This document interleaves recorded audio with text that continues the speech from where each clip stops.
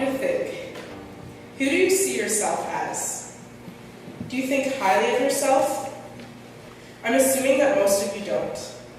Even though you are created perfectly in God's eyes. You are each an amazing child of God.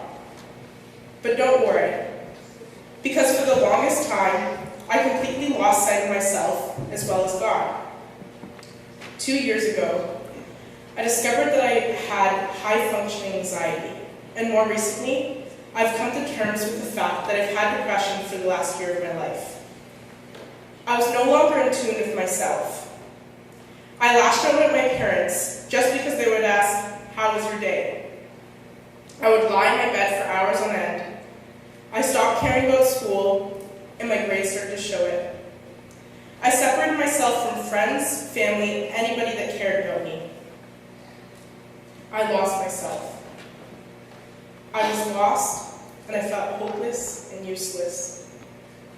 The Shannon I knew was dead, lost, and dead. I lost respect for myself and no longer loved myself. All my work within my community and fighting injustices had stopped. I couldn't hear what God was telling me, and although He tried to reach out to me, I let His thoughts slip my mind and stayed focused on being dead. My parents picked up on my odd behavior, and I continuously denied it. Until one day, my dad came up to my room and said, "Shannon, you have depression. But until you're ready to get help, then you won't be able to get help." He told me that He loved me, and He was always willing to support me. I sat on the edge of my bed, thinking about what my dad had told me, when all of a sudden, I felt God's presence, and I hadn't felt it for a while. And something just clicked in me, allowing my feet to take slow, confident steps towards my dad.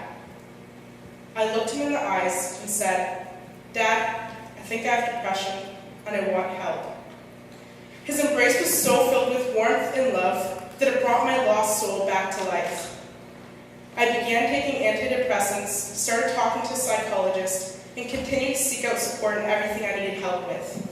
For the longest time, I was so focused on the needs of others, rather than what I needed. I began to take care of myself, and it was one of the hardest things I've ever had to do. I started hanging out with friends more, seeking out ways to get involved in my passions, and loving my family wholeheartedly. I was alive. I was Shannon. I went from complete darkness to an overwhelming light within my soul. My friend, God, was back in my life, and I felt I could talk to Him about everything. I realized that you can't practice spiritual, mental, physical, or emotional well-being until you are able to love, until you are a good place within yourself. Once you learn to love yourself, you are able to love others. And it affected, so even though God never stopped loving me, I stopped loving myself. And it affected every relationship I had. I want to let you know that it's so important to look after yourself. And even though our society deems it as selfish to care for yourself over others, you can't give anything to others if you have nothing left to give from yourself.